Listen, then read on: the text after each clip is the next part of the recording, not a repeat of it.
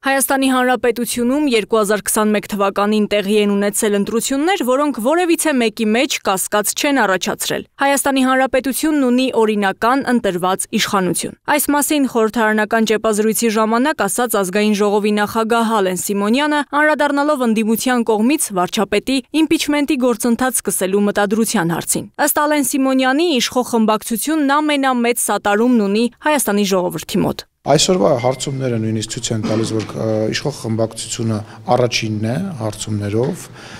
եւ ամենամեծ սատարումն ունի Հայաստանի Հանրապետության ժողովրդի մոտ։ Կարող եմ ասել, որ վստահ եմ, որ եթե ընտրությունները նույնիսկ այսօր փաթ լինեն, ելի քաղաքացիական պայմանագիրը հաղթելու է այդ ընտրությունները։ Ես վստահ եմ, որ այո 50+1%-ով, իսկ 2026 թվականին մոտ կարող է նույնիսկ ավելի շատ տոկոսով։ Ալեն Սիմոնյանը վստահ է, որ 2026 թվականին ՔՊ-ի վարկանիշը նվազեցնելու բոլոր փորձերը հակառակ ազդեցությունն են ունենալու։ Խոսքը հատկապես Ռուսաստանի Դաշնությունից արվող փորձերի մասին է, մասնավորապես ՌԴ-ի կողմից Հայաստանի դեմ հիբրիդային պատերազմի։ Մեծականակ փողացախսվում դրսից։ Այո, Ռուսաստանից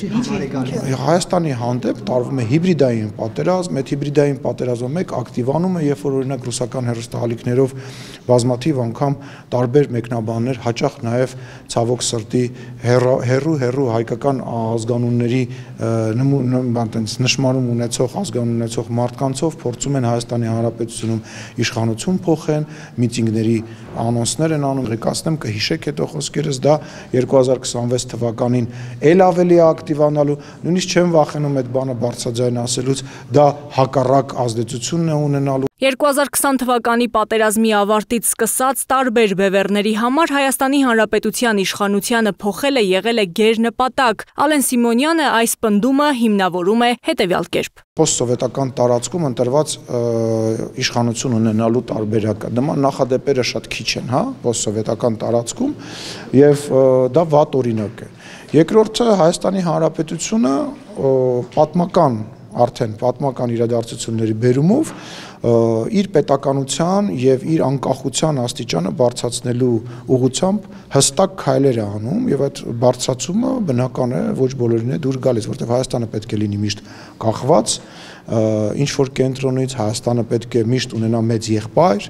որևիցե դեմքով Հայաստանը պետք է միշտ նայի, այդքան էլ ճիշտ։ Հայաստանը միշտ պետք է նայի եւ մտածի, որ եթե օրինակ այդ մեծ եղբայրը կամ այդ մեծ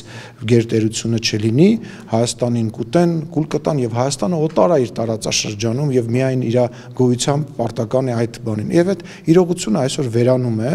փառք Աստծո մեր ժողովուրդը ականջալուր է լինում այն ամենին, ինչ որ մենք բացաձայն ասում ենք եւ ինքն էլ մեզից լավ հաճախ գիտի դրա մասին եւ դա հաճելի տարբերակ չի, որովհետեւ կառավարելի չի այդքան Հայաստանը, ինչքան նախկինում էր։ Այս կոնտեքստում Սիմոնյանն անդրադարձավ նաեւ Ռոբերտ Քոչարյանի այն հայտարարությանը, թե Հայաստանն այլևս ոչինչ չունի ՌԴ-ից պահանջելու։ Ես կարծում եմ, որ Ռոբերտ Քոչյանը ռուսական շպիոնի կարգավիճակ ունեցող մարդ է Հայաստանի Հանրապետությունում։ Դա իմ կարծիքն է, ես փաստեր չոր փաստեր ունեմ, կդիմեմ, ես քաղաքական գործիչ եմ եւ ես քաղաքական հայտարարություն անելու ազատություն ունեմ։ Սիմոնյանը պնդեց, բազմաթիվ օրինակներ կան, որոնք իրեն թույլ են տալիս նման հայտարարություններ անել, որոնցից մեկն ի դեպ Ռոբերտ Քոչարյանին քաղաքական առաջնորդ համարող Գյումրիի քաղաքապետի այն հայտարարությունն է, թե Հայաստանը տեսնում է Ռուսաստան-Բելարուս միութենական պետության կազմի մեջ։ Այդա Կիրակոսյան, Free News, Ազատ լուրեր։